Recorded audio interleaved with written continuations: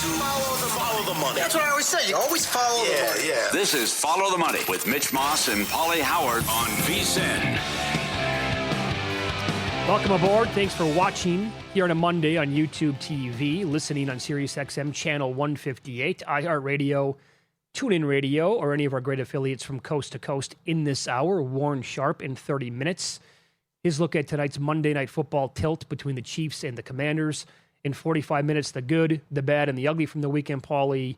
And as we do every week at this time, we kick it off with the upcoming week in the National Football League and their numbers, beginning with the Thursday night game as the Ravens, earlier today, they were 7 on the road against the Falcons. That number is now gone. They are up to 7.5. I'd say shop around for the total. 49.5 at FanDuel, 15.5 at other spots. And that's a key, that's in that range of being a key number. Your new favorites to win the AFC North, Baltimore Ravens, yellow. Now, this is good from Joe Osborne, Covers.com. Miami has played 9 straight overs at home. And now you get Lamar back. Honest mistake what happened over the weekend. Could have happened to anyone. Full participant to limited day after. But with Lamar coming back, we think, and Henry on the ground, this will go as it was supposed to go yesterday. Miami will have no chance stopping this rushing attack. And a good job defensively by Baltimore yesterday. The Bears lost that game in the first quarter. I agree. I think the yards were 120-8 or something, but it was only 6-0. They had a chance to couldn't cash in. Have a pretty decent lead there, I thought. It's very good to bet on Ben Johnson in the first quarter. No doubt. Well. Came in again. That's right. Yep. But I'm with you. This would be like Ravens team total. Yeah, this is a letdown spot with Miami. Oh, we won. Unbelievable. How do we do this? Oh, we rally. Everyone doubting us. Okay. Oh, it's a week-to-week league, right? Yeah, They're the perfect examples here. Yeah. They just got absolutely torched 8 days ago at Cleveland. And then they came back and did that yesterday to Atlanta. Total week-to-week league. It's impossible to bet this stuff from time to time. So, says a guy who had Atlanta in 2 survivor entries yesterday. But this is going to be... I know. It's a total fluke. It wasn't supposed to happen. It's an absolute embarrassment. And Raheem Morris, I'm not ready to play all this. They don't have Tyreek Hill. They don't have Waller. They don't. Come on, that can't. Your happen. job to get him ready, pal. That can't happen. You needed the game. You're coming off a loss, and you didn't look good. That can't happen. I like what you said earlier. Like, this is going to be an example. Baltimore's basically going to say, hey, Atlanta, this is what you should have done last week. Absolutely. And here's Derrick Henry for 147 yards. Yep. This is how you do it.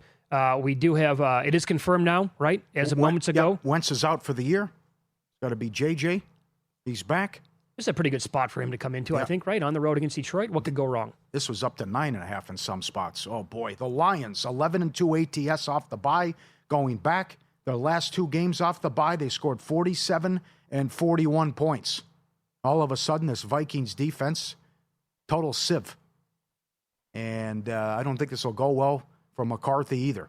So, welcome back. I need to know who's going to be healthy here for the Vikings. That, too, with the offensive line, yes, I know. I cannot have an opinion on this until then. And if they are healthy, maybe they can keep it close. But you're right. I remember what happened last year. Early on in the season, Ben Johnson was still the OC, and they did whatever they wanted. And they were dancing all over that star at Texas Stadium, Jerry's World. Yeah.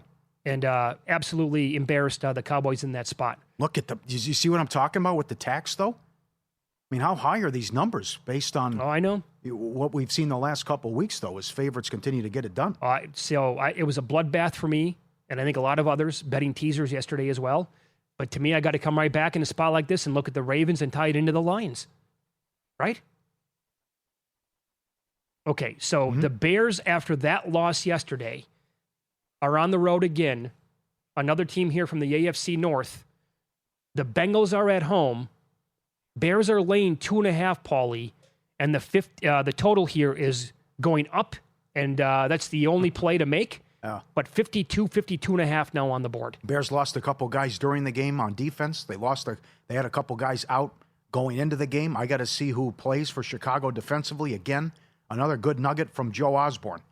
Points scored in Cincinnati home games this year. 58, 61, 64, 77. They're on a 13-2 overrun in home games. Can't stop a damn thing. No, and I mean, but I also can't take the Bengals. Just how that. I mean, how do the Jets? How does that happen? You can't. No Garrett Wilson, no problem, and you get gashed on the ground, and the Jets go for 39 points and 500 yards. Come on. This is after they played in a, 33-31 game on Thursday night against the Pittsburgh Steelers? Yeah. I'd like to see the Cowboys play the Bengals tomorrow. Yeah, that'd be a fun one. That would be awesome. Chargers 10 on the road. Again, there's no debate. There's no debate. Tennessee's the worst team in the league, and it's not close. Ooh, not close. Come on. That's 28-6 if DeMarcado doesn't drop the ball at the 1 yard line. You could actually say Ward has regressed as well. So they bring in McCoy. There's no bump. How do you punt from the 44-yard line down 17-7 and you're a 15-point underdog? Yeah. That's ridiculous. But they can't stop anything. They still can't move the ball. Blown out by by Indy again. Chargers be able to do what they want offensively. Look at 10 on the road. Wow. But I don't want Tennessee. Do you want to go team total over here with the Chargers? But yeah, Herbert should just have a field day. Can I say, if Herbert goes ballistic in this game, which he should, he's not out of the MVP mix, is he? Well, they'd have to win 10 games. I think they can get to 10. Yeah. If you factor in how many guys have been injured, again, on the offensive line, big deal, running backs out. That's why I don't understand why Baker Mayfield's dropping. Well, he's like 18-1 now. Yeah, big move on him. He completely dropped like a rock. Half his team's out. I mean, they won a game. The way that he played again. Talk to me when Tampa's 13-4. Okay. Then we'll see. Go ahead. Sorry. No, I just think that if Herbert was so good against the Vikings, and if he does it again, I can't. I mean, I don't know. All I'm saying is this: I don't think the MVP race is close to being over with at this point. We have more than half the season to play yet. Totally agree. How about this guy, May? May does it again. Both things can be true. Patriots are good, but the schedule's been a joke. Patriots 5.5 against Atlanta. Yeah, now what? I'll expand on him coming up in the good, the bad, and the ugly. I totally agree. But this number's going up, by the way. It was 4.5 earlier today. I mean, what do we make of the Falcons, Pauly? Well, I got to see who plays, too. Well, me too. This Penix would have played if it's a playoff game, and then the London stuff comes down day of game. But can I say that if it's Penix even going to go here on the road, I might want the Patriots anyway? I mean, think about the Patriots if they don't blow that game to the Steelers. What we're talking about here. They'd have one loss. Yeah. And that was Raider game. They would be on the Raider game to start the season. How about that? What a total fluke. No doubt. One of the biggest flukes of the entire year at this point. I think May throws the best deep ball in the league, too. Oh, I think he might. Beautiful. He is fun to watch. Uh-huh. What do you think of the Vrabel stuff for Coach of the Year? Which the win total was 8.5, and they're favored in 11 games. Like if they win not 10 games, is that... To me, it doesn't add up. He's a great coach. But if they go 10-7, to me, most people expected it. They're favored in 11 games. Okay, I can't get there because at this point of the season, Shane Steichen's going to be very difficult to beat out. And here, to tie it into this game, the Colts now are laying 3.5 at some spots. Yeah. Laid 2, and I love them. You laid 2? Love 2.5. 2.5. Okay, yep. And the total's 49.5. So here's the deal. The Colts win so far this year. Titans twice, your favorite team in the league. Mm-hmm. Dolphins. Broncos, very lucky in that game, never should have won. Right. Raiders, Cardinals, and they got the Chargers. They killed the Chargers. So they have, I would say, one very impressive win. Should have beat the Rams. Mitchell dropped the ball at the 1 yard line. And that's their one loss, right? And then they had 10 guys on the field for the long touchdown. Okay. So I specifically looked it up today, Pauly. Their offensive numbers are either number one or compare favorably to the best offensive teams in NFL history. And I'm talking about the 04 Colts with Peyton Manning, the 07 Patriots, the 2013 Broncos, the 2019 Ravens. And here are the numbers that I'm using. Offensive DVOA, EPA per play, yards per play, points per drive, etc. The Colts are either number one or right there. And by the way, the 2018 Chiefs with Patrick Mahomes. So I know that they've beaten a lot of bad teams, but it's the National Football League we're talking about here. And the pros that they're taking on. The Steelers will not stop them. No, my God. The point differential so far. They're number one in the league at plus 116. The Patriots are number 2 at plus 67. Mm-hmm. And oh, by the way, think about this with Jonathan Taylor now. If nobody goes crazy tonight running the football in this from a fantasy standpoint, Commanders and Chiefs game, Jonathan Taylor will have led all running backs in PPR scoring in 5 of the last 11 regular season weeks going back to last year. And now, I'm sorry, but to go back to a conversation we briefly had last week on Monday, he's got to be in the MVP mix. No, running back's not allowed. No. 30-plus touchdowns, he'll win. Do it. Okay, interesting. But he's got to get to that probably that magic number. The other thing, too, is at school's out. Not everyone has a Parsons. But if you blitz Rodgers, he panics and just wants to get rid of the ball. Yeah, and doesn't want to get hit, Turtle. And he'll just throw a 5-yard pass every time, apparently. Also, if you catch him mouthing the words, if DK Metcalf drops a touchdown. Another one there. Did you read his lips? Oh, yeah. That was bizarre as well. They're not a good football team. No. I love the way the Colts are playing and just and what Steichen's doing with this. But do you agree? I mean, how do you beat him out? How does Vrabel beat Steichen out? No, he can't. I don't think he can either. He can't. What their win total was 7.5. I know. They're going to go, this is for the win total. I know. I'll make a case, though, coming up. First Bet, the official racing partner of VEASAN, thrilled to bring an exclusive offer to bet the Breeders' Cup World Championships. Promo code VEASANBC, VSINBC. Enter to win a VIP Vegas experience when you deposit and bet $200. When you deposit and bet just $100, you get a 1-year VEASAN Pro subscription for access to exclusive content, picks, and more. Bet the Breeders' Cup with First Bet, official racing partner of VEASAN. Promo code VEASANBC, first.com/VEASAN. Go get it now. Incredible offer. We have a couple of other early games to get to in Week 9 of the National Football League. Did you bet anything early from last week when we do look-ahead lines? I bet the Colts. And there was another game, too, I forgot. Okay. Yeah. Like you had the Broncos yesterday against the Cowboys from the week before in the look-ahead lines. Yeah, that move, too. Yes. And more Week 9s coming up here, including the Chiefs at the Bills. We will remind you how well they have played this team in the regular season coming up on Follow the Money. It's VEASAN, the Sports Betting Network.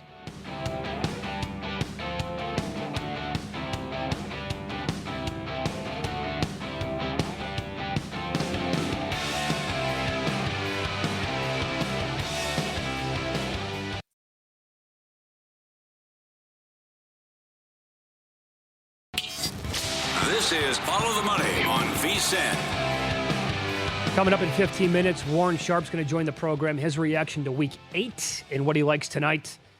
Monday Night Football. We continue talking Week 9 numbers now. Now, how about this? This has been a thing for the Giants at home since the pandemic and also under Brian Dable, where their home games usually stay under. Mm-hmm. They're getting the 49ers this week. I don't know what that was, but tip of the cap to all that sharp money on Houston yesterday. Wow. They couldn't stay on the field. They went 3 and out, 3. They didn't have the ball either. They could not stop the Houston Texans offense. I know. Think about that sentence. Stunning. Misleading score. Houston totally dominated. Oh, absolutely, Pauly. I had the Niners plus 8.5, and I said yesterday on the tailgate show, the Texans are going to win by 9 and blow them out. Yeah, they did. Well, the Mac Jones pick killed you. Yeah. They would have kicked the field goal. I know. But this total in the game, Niners at Giants, 46.5 earlier today, touching 49 right now. And the Niners are, by the way, laying 2.5. Man, all about McCaffrey here. Horrendous Giants run defense. Yeah. I don't know. I got to talk to my source, though. What are the Giants going to do offensively now? Now you lose another big part of that offense. What they're going to do. That's such a crusher. Let's go. And then we got Rob with Robinson. Robinson stayed under by 1 yard. That is a killer.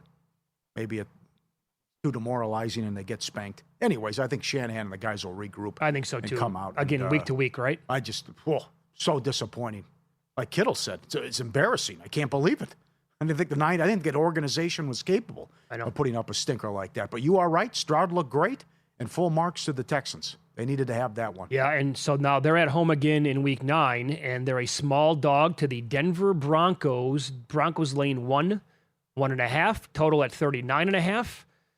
I played under 41.5 yesterday in the Texans game, and I had to sweat that out for 3 hours. It got there by the hook. I'd like to bet under in this game as well, but not so sure. I think I'm probably going to lay off at this number. Broncos were awesome. That's the game they had to put together yesterday against the Cowboys, and they did. Good Bo Nix. Mm-hmm. Yep. A lot of weapons. When he spreads it around, they look great, and that was easy. Piece of cake. I'm with you on the under, though. I think we all agree the fourth quarter, the game against the Giants was a fluke with what happened with the Denver defense. All right, yeah, it was. Panthers are playing at the Packers after Green Bay's performance last night. This number keeps moving. Green Bay now up to 12.5 at home, and the total is 44.5. I like the Panthers, and it's going to be Bryce Young. And I know all his issues on the road, but if I know Green Bay, this is kind of a bad spot with the Eagles on deck. I think that's a Monday night game. at home and getting revenge for what happened in the playoffs, smelling themselves at what happened last night again. I think that's too many points, and the Panthers could hang in this one. The other thing is, watch out. If they can get this, and it was great to have Watson back and what it means to that offense. Look at the Packers' schedule the rest of the way. I mean, they haven't really played good ball, and they're 5-1-1. Mm-hmm. You have this game coming up. Let's give them a win, dog.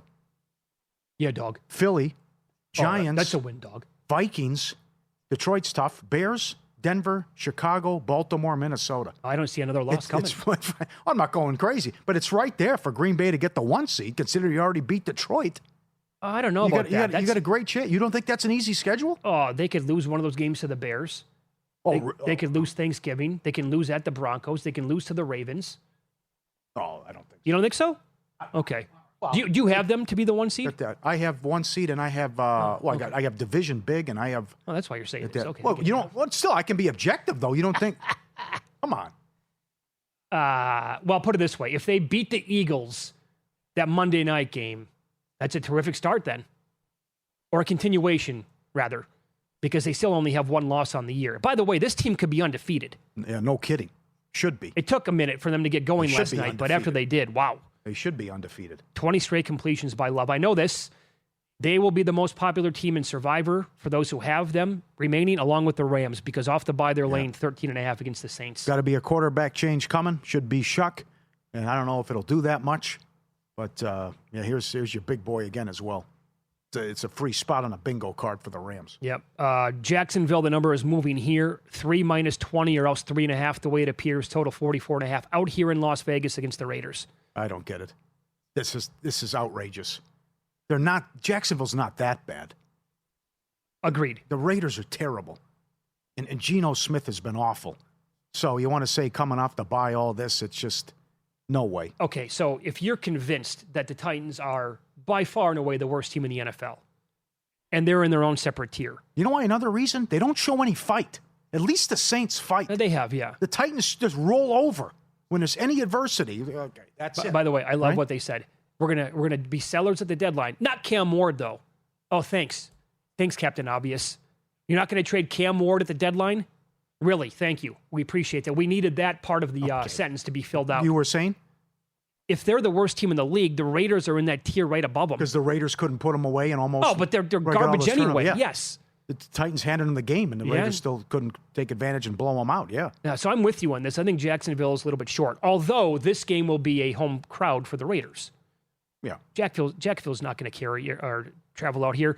Here's your big boy, and it's in the afternoon window. And the Chiefs are favored on the road against the Bills. They're going to have short rest. Bills look like a machine yesterday. Josh Allen is 0-4 in the postseason against the Chiefs. However, he is 4-1 in the regular season against the Chiefs, averaging 26 points per game, 300 yards on offense, 13 total touchdowns, and only 4 turnovers. By the way, not his fault. Like, he just gets outscored by Mahomes in the postseason. Right. Because they have averaged more than 28 points per game in those 4 postseason losses and almost 400 yards of offense. Only 3 late games. 2 of them are dog matchups. I'll allow it. The world has to see this one. This is your big boy. I would have to take the Chiefs, though, in this one. Even though, yeah. And the Chiefs should be favored. I agree with that. Yep. I might be on the Bills in this game. I like the Chiefs. The Sunday night game. What do you think about that? You're okay with that in the afternoon window? I get that, but should that game be the Sunday night game? Or is it just Chiefs playing on every primetime night? And I was like, okay, that's enough. Yeah. Well, it's unfortunate we run into this, though, with the injury. Yeah. Like, assuming Daniels is out, this is going to be tough. You get back-to-back primetime games with Mariota. But should be entertaining. And again, this is nuts, right? Seattle's won 9 in a row on the road. Sure. Keep it going. It's kind of where you want them. And it's set up for Seattle here. As we talked about, Washington could be 3-7. And Seattle can bank another win here. And I'll trust their defense, again, against a backup quarterback and a defense also who can't stop anything. Hello, JSN in this game. Yeah, 3.5 is moving, by the way. I do see some 3s on the board right now at minus 120. Total 45.5 or 46. That Seahawks defense is pretty damn good as well. But off the bye week here, this is going to be a tough spot for Washington. Going back home now, trip to the middle of the country, short rest. Seahawks have had all that time to get ready for them. I think I'm going to be on Seattle in this game. think I'm going to have to be. Darnold's, playing at that level he was at last year in the regular season. Mm-hmm. So you can absolutely bank on him. And you're absolutely right. Nobody's been able to stop JSN. Why do we think the Commanders are going to be able to? I don't have any reason to believe that. And the Monday night game, the Cowboys are down to 2.5 at some spots at home to the Cardinals. Oh. I know the Cardinals are off the bye as well, so McBride never had a chance to celebrate National Tight Ends Day. How about Ferguson? Bag it. 1 target, no catches yesterday. I know. Oh, my God. Yeah. This is Kellen Olson who covers the team. This is very good. The Cardinals are basic execution in the fourth quarter away from being 7-0 and 2 opposing last-second drives away from being 0-7. I've never seen anything like it. He's right. That's true. Go back and look with how every game has landed with their crazy finishes. He's exactly right. Yeah. They could be 7-0 or 0-7. That is something else. I will trust the Cowboys here, and it is great to see that Jerry Jones has come to his senses after talking to the media after the game about it. Maybe we aren't one player away from making a run with this defense is so bad. Thanks, Doctor. I mean, Appreciate that. No, but I think it's too short. I think the Cowboys will move it and get the win, and they'll do enough defensively, at least get some stops and maybe force a turnover. Right, their games are incredible. Well, they're 8-0 to the first half over. That's right. Yeah, that's okay? right. You can't make those totals high enough. Also, playing that stink bomb yesterday makes me want them. Although, again, we pointed this out throughout the year. You want Kyler Murray, if he's going to be healthy, on the road as a dog. But I don't know if I can take 2.5. Oh, no. That's that stupid angle. He's never lost in this stadium. Is that what it is? Yeah, going back to high school? Isn't he like 13-0 in this stadium? Is that the yeah? People are going to talk about that all week. Oh, they win the game. I told you so. Yeah. Yeah, dog, told you. Yeah. Bad run with the primetime matchups. I know the Cowboys-Cardinals, there'll be a lot of points scored, but that's right. He can do better. Of course, there has to be, I would think. College basketball starts November 3rd. Now's the time to get your copy of the annual betting guide, Human's Top 50 Rankings. Every conference previewed, futures and season-long prop bets, betting nuggets on every major conference from Greg Hoops Peterson. The only way to get the guide is become a VSiN Pro subscriber. Sign up now, $120. VSiN Pro access, everything we do until May 1st. All college basketball season long, March Madness and beyond, less than $20 a month. VSiN.com/subscribe. I made a future bet in college basketball over the weekend. I'll tell you that by the end of the show. And Warren Sharp's going to join the program coming up next. We'll get his look at a best bet tonight on the Monday Night Football game.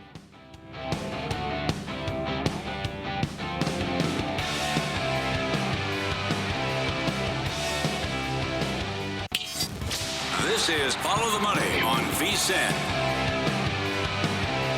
Good to have you on board today. Thanks for watching on YouTube TV, listening on Sirius XM channel 158 or any of our great affiliates across the country. In 15 minutes, we're going to get into the good, the bad, and the ugly from the weekend. And right now we go to the progressive guest line as Warren Sharp joins the program. Sharp.football is the website. Warren, great catching up with you again here on a Monday. I'll begin with this. I'm holding a ticket. I'm looking right now. Drake May, 95-1 to win the MVP. I'm going to try to get a date on this for you. Wow. It looks like I bet that on...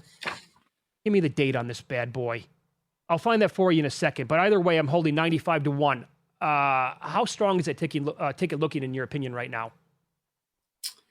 Well, I think you got a ton of upside in the future. Obviously, it's looking very good right now. I'm sure the price is substantially lower than that right now. But in the future, this is what I can tell you from a strength of schedule perspective, which is where I spend a lot of my time at this point in the season. The New England Patriots, yes, they've played a relatively easy schedule of opposing pass defenses to date.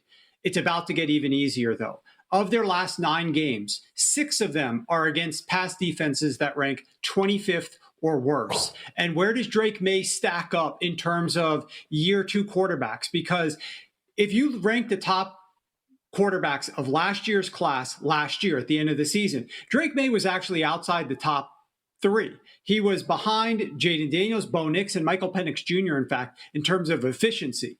But if you look at year 2 quarterbacks since 2015, Drake May ranks number 2 in yards per attempt, number 2 in success rate, number 4 in EPA per attempt, and number 3 in touchdown to interception rate.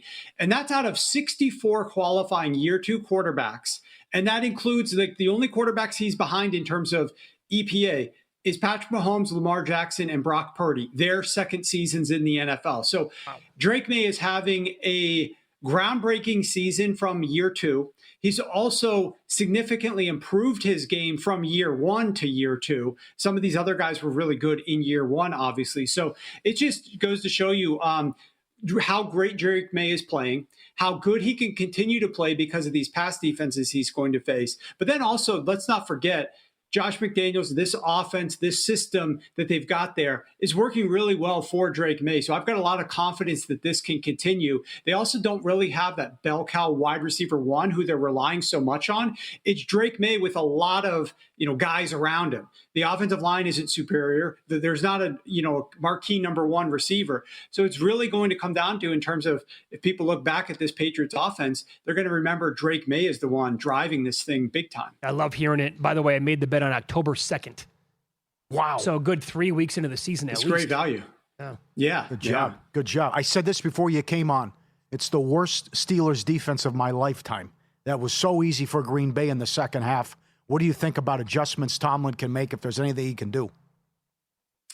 I am so disgusted, guys, with Mike Tomlin as a defensive-minded coach, as a coach who's going to come out here and be able to deal with tactics and strategy and be able to put opposing teams at a position of deficit and his team at a position of strength.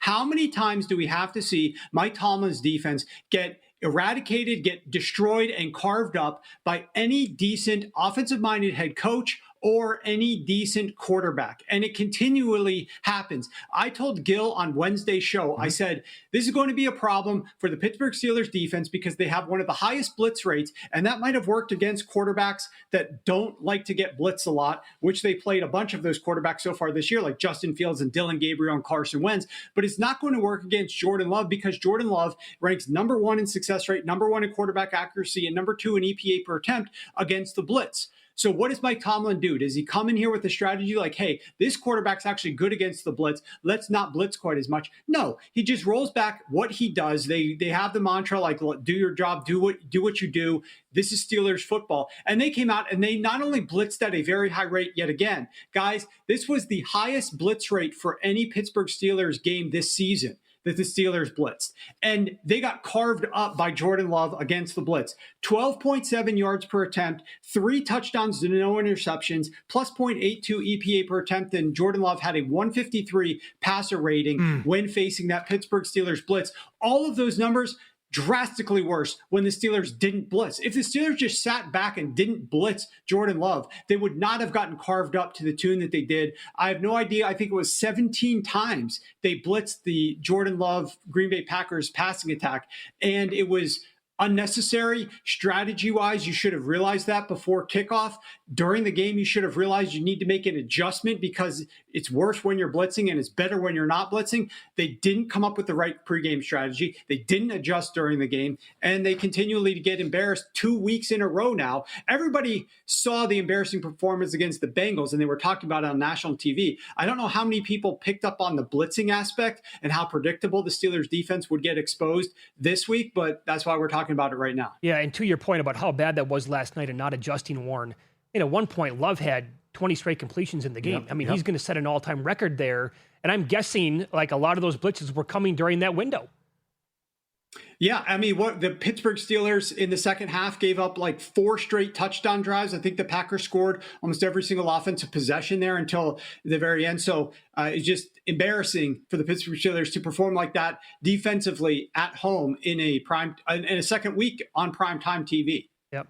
All right, let's follow the money here on VSiN, the Sports Betting Network. Our guest, Warren Sharp. Follow him on X at Sharp Football. Website is sharp.football. Tonight's game, Chiefs. Now, there's been some money here on the Commanders to drive this number down where it's at. 10 here at Circa.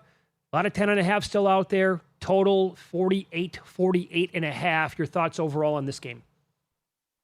My biggest question is just how does Dan Quinn end up trying to manufacture any type of pressure to make Patrick Mahomes uncomfortable? Because we know the Chiefs want to pass the football, and I just feel like statistically they're going to be able to have some success. The Washington Commanders pass defense allows 8.3 yards per attempt, worst in the NFL.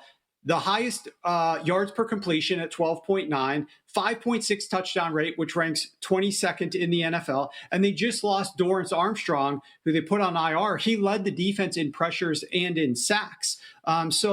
I think that there's a weakness there that the Commanders are going to need to come out here and figure out how to possess the ball offensively, be balanced themselves, get enough out of the legs of Marcus Mariota. I mean, a lot of different quarterbacks have been having success running the football. We saw that was the recipe for the Jacksonville Jaguars with Trevor Lawrence the other week, of just tucking and running with the football frequently.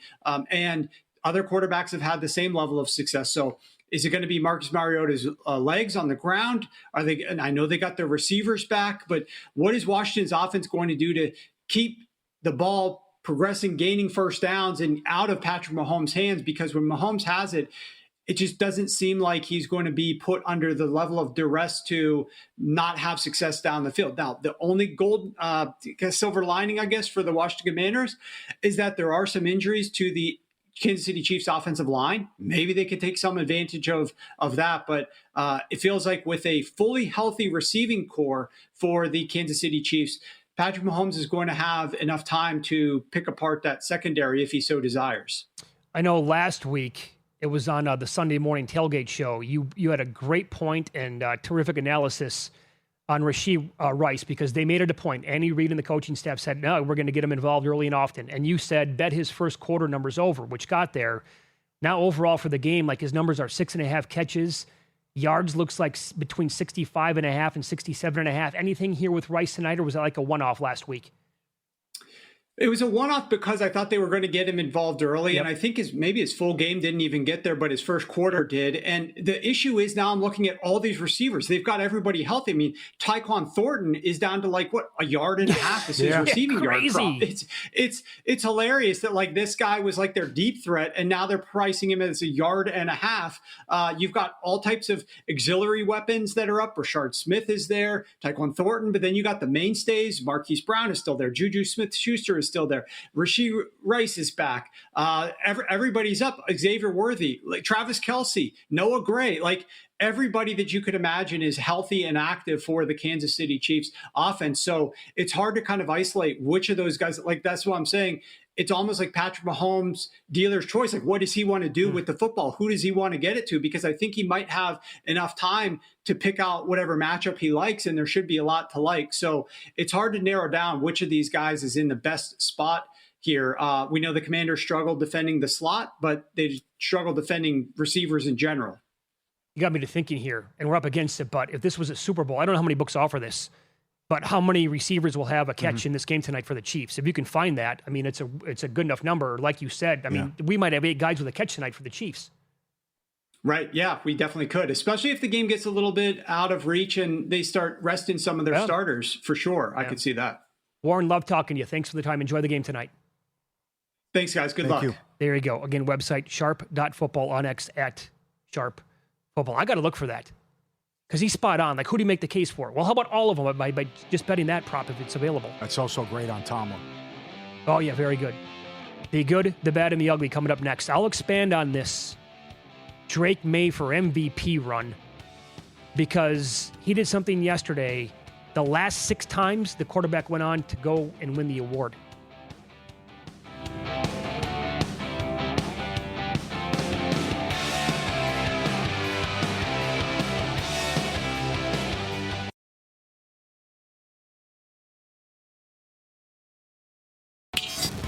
This is Follow the Money on VSiN. The good.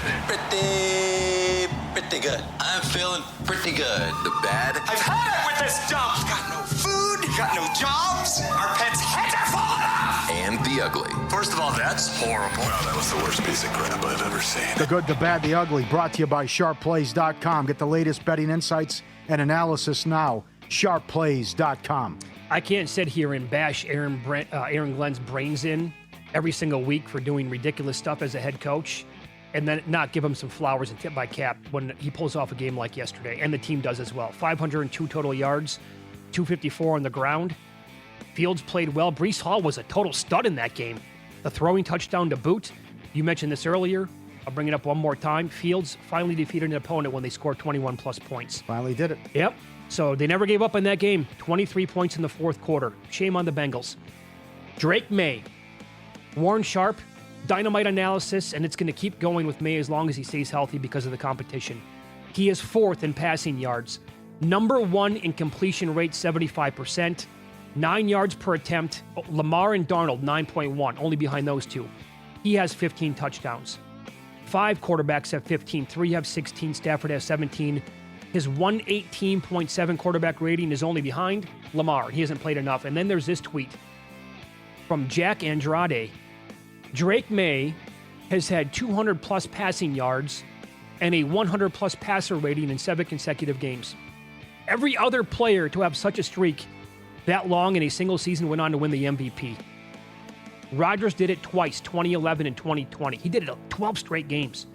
Brady in 07, Manning in 04, May this year, and Patrick Mahomes. This has legs, man. Mm-hmm. And boy, oh boy, I can't. Would you rather have a Baker Mayfield ticket or May? Yeah, Drake May. Really? Based on the schedule coming up, like he was talking Okay. about.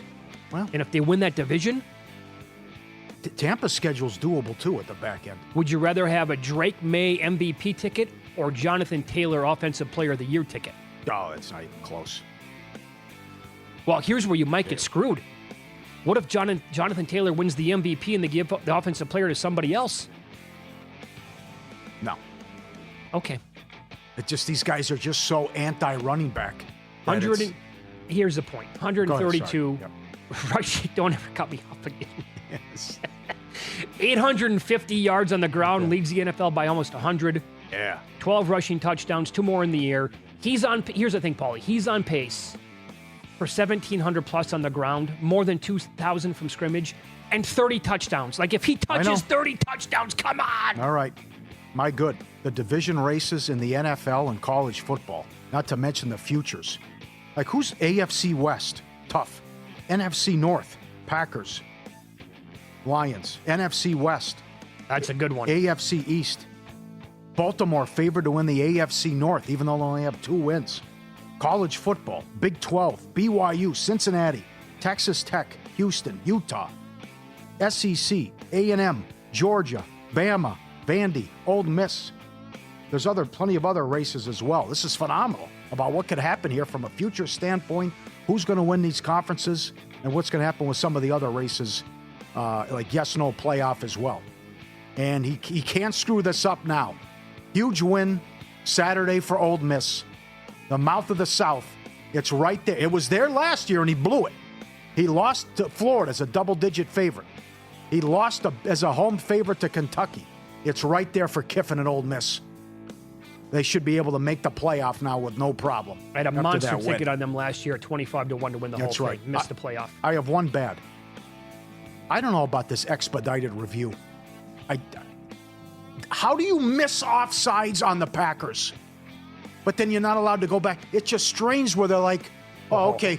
They have an excuse to huddle at any time now, and they can blame it on expedited review. Yep. They can actually come out and say, you know what, we blew the call.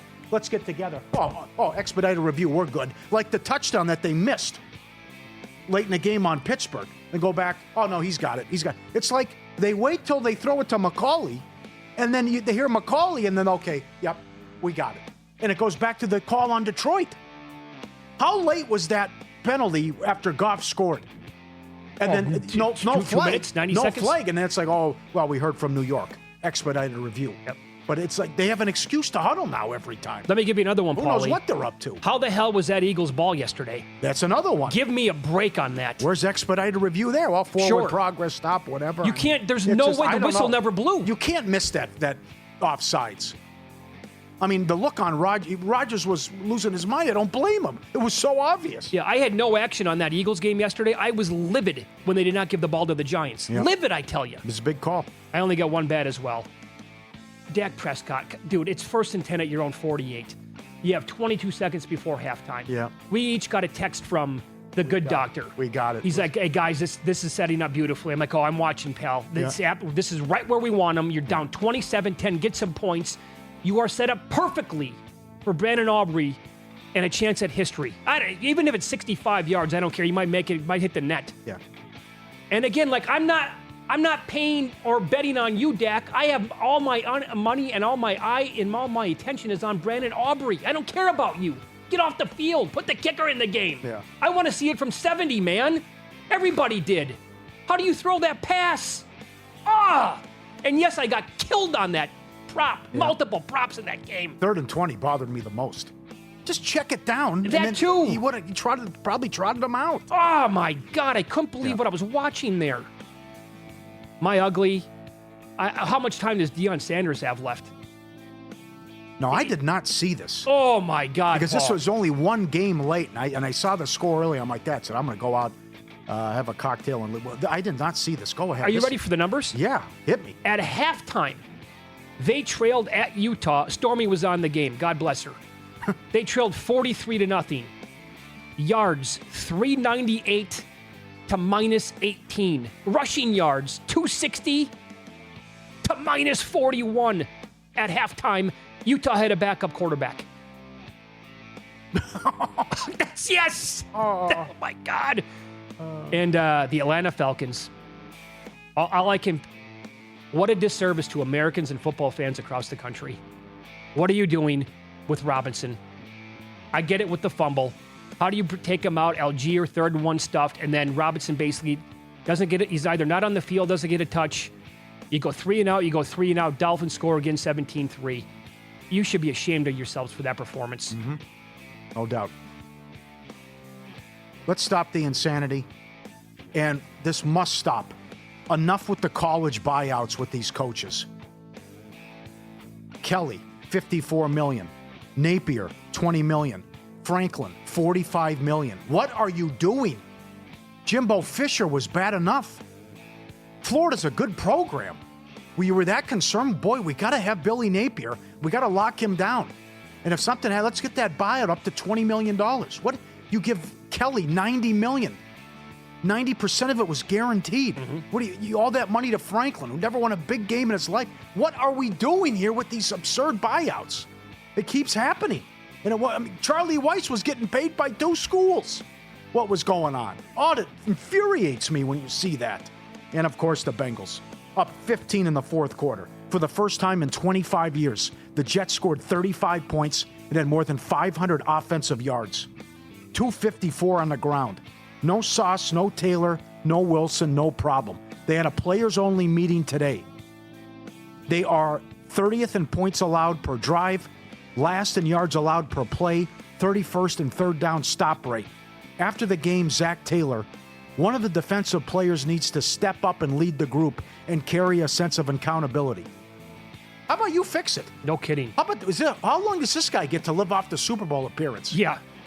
By the way, that was Joe Burrow's run, not his. Yeah, it was. That's my ugly. It's unbelievable. And I'll go one deeper on the coaching buyouts, Pauly. There are so many openings already, and we're going to have a lot more by the end of the year. Where are the candidates coming from? Yeah. These schools better not double down on this. How are they going to get that goofy and say, well, you know what, we got to have this guy, so he's going to have a buyout. It's going to be $80 million, whatever it is. You are out of your minds to do that again. And I feel bad for these programs because they're going to be forced into finding the next great candidate. Where are they coming from? They're not falling off trees. Yep.